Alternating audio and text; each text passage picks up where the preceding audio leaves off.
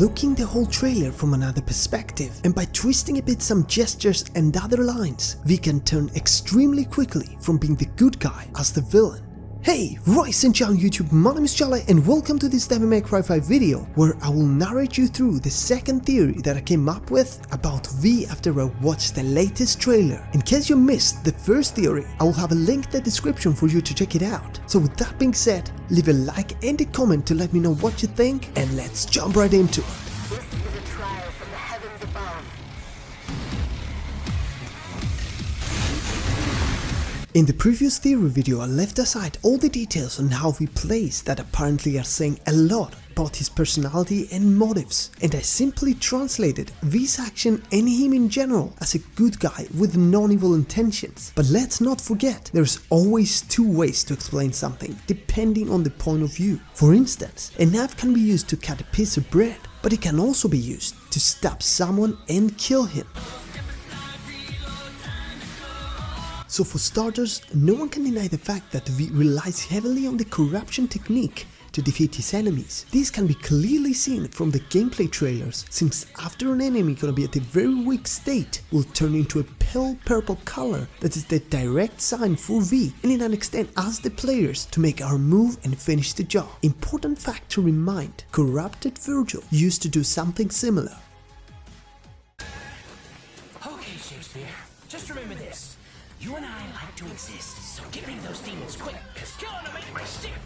Additionally, the color black and darkness in general dominates completely V's look and style, since his clothes are black, his hair originally is black before changing to white with the ultimate form, his three summons, Shadow, Griffin and Nightmare, are dark black, and finally, as can be seen here, when V performs his dodge move to avoid being hit from the enemies, leaves behind a trail of dark corruption path that fades away after a few seconds. Again, here is the fact that the same darkness characterizes normal and the corrupted form of Vergil.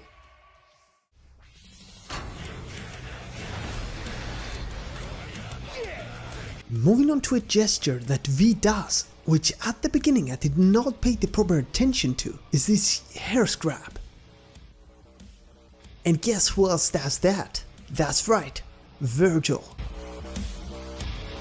Finally, regarding V stabbing Dante with the sword of Sparta, which was definitely the highlight of the whole trailer and of the previous theory video of mine. This time, if I complete V's unfinished sentence, it maybe sounds something like this. Dante, if only you never existed, then I would have been the only son of Sparta, inherited all of his power. Now this for sure sounds like something Vergil would have said and makes total sense if that was the case, since we all know how much Vergil desires more power.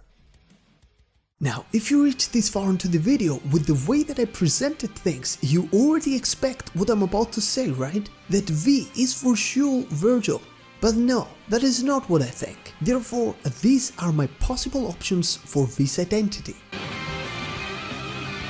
First of all, I might have said that I don't believe that V and Vergil are the same person, but regardless, I do believe that they have a connection though. Maybe in the Devil May Cry universe exists some kind of incarnation by corruption, meaning when someone is corrupted, he may have the power to separate his soul into a different body. Thus, it might be possible that V is a creation with the method that I mentioned a moment ago from Vergil, since we know that he always hated his weak human side. Therefore, after the corruption, this hatred increased so much that took flesh and bone and incarnated as V, with also all of the strongest Vergil's memories, which explains the huge desire for Dante not to exist and to kill him in the last scene of the trailer.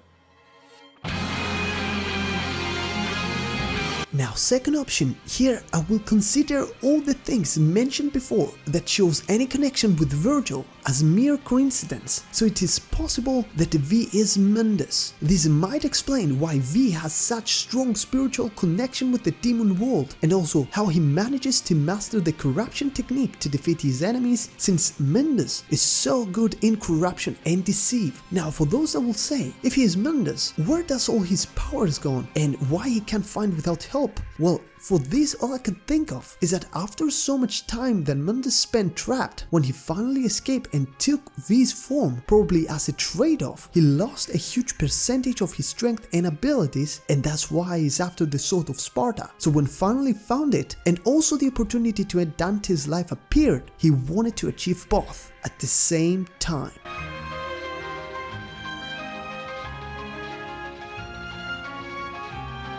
Option number 3. If V is not Mendes, he might be someone that was very close to him, like a student of his, who was taught at the very early stage of his life how to use his own demon powers. Probably this might have happened around the time of Devil May Cry 1, which could infer why the 3 servants that V can summon are based off of enemies and bosses from the first installment in the series.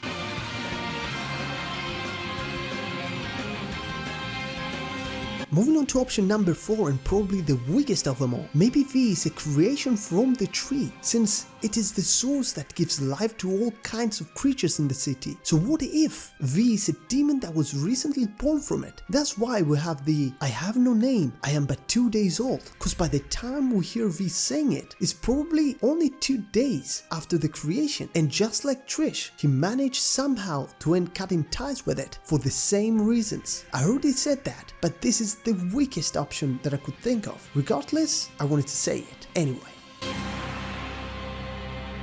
Last but not least, the final option. It might not be as exciting as the others, but maybe V is indeed completely unrelated with anyone else that we saw in the series, and has a brand new backstory entirely, with the only purpose to be that Hideaki Itsuno and the team simply wanted an additional protagonist just to distinguish his gameplay and style from the 2 mains, Dante and Nero, in order to avoid repetition. Okay, I know that if this will be the case, some fans are not gonna be pleased at all, cause all of this intrigue and excitement, especially for all the theories about his true identity and motives, will disappear straight away, but still is something that's worth to be considered as an option.